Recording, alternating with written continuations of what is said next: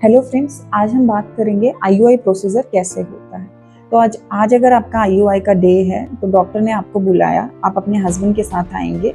आपके हस्बैंड को ये लेबल करके सीमेन कलेक्शन कंटेनर दिया जाएगा। इस सीमेन कलेक्शन कंटेनर में आपके हस्बैंड मैस्टरबेशन से अपना पूरा सीमेन सैंपल को कलेक्ट करेंगे। कोई भी सीमेन सैंपल का पार्ट गिरना नहीं चाहिए, ये चीज़ उनको पहले एक्सप्लेन किया जाएगा। फिर ये सीमेन सैंपल को वो जो भी प्रोफेशनल होंगे उनको हैंड ओवर कर देंगे।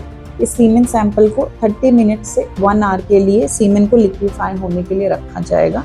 फिर ये सीमेन सैंपल को लेके और लैब में प्रोसेस किया जाएगा, जिससे जो इसके इम्प्योरिटीज़ हैं, जो डेड स्पर्म्स हैं, जो स्लो मूविंग स्पर्म्स हैं, वो सब स्पर्म्स को हटा के जो सिर्फ गुड मोटिलिटी के स्पर्म्स होते हैं वो स्पर्म्स आपके एंड में रह जाएंगे प्रोसेसिंग के बाद।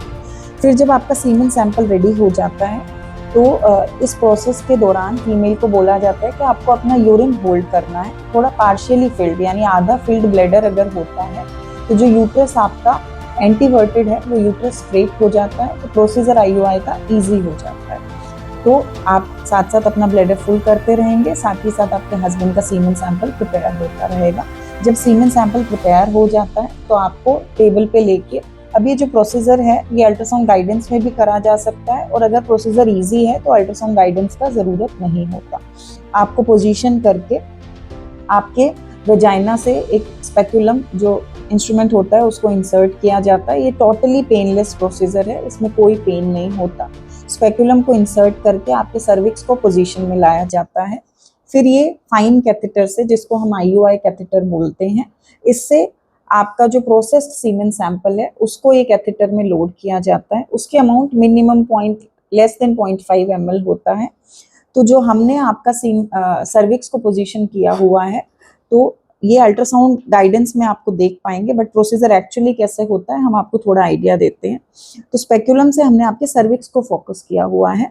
फिर आपके सर्विक्स से हम ये कैथेटर को एडवांस करते हैं, आईयूआई कैथेटर को, और सर्विक्स को जस्ट इंटरनल ओस जैसे ही नेगोशिएट होता है वैसे ही हम इसको स्टॉप कर दिया जाता है और आपके सीमेन सैंपल को उसके अंदर इंसर्ट कर दिया जाता है। सो जस्ट आपके सर्विक्स को क्रॉस करते ही यूट्रस के अंदर इंसर्ट कर दिया जाएगा सैंपल आपका।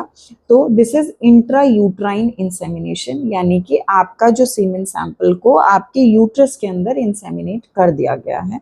सो ये एक टोटली पेनलेस प्रोसीजर होता है, एक डे केयर प्रोसीजर है जिसमें कोई एडमिशन की ज़रूरत नहीं होती, और आप इसके बाद 1 आवर के बाद मैक्सिमम आप अपने जा सकते हैं डॉक्टर से अपने एडवाइजर्स लेने के बाद। Thank you.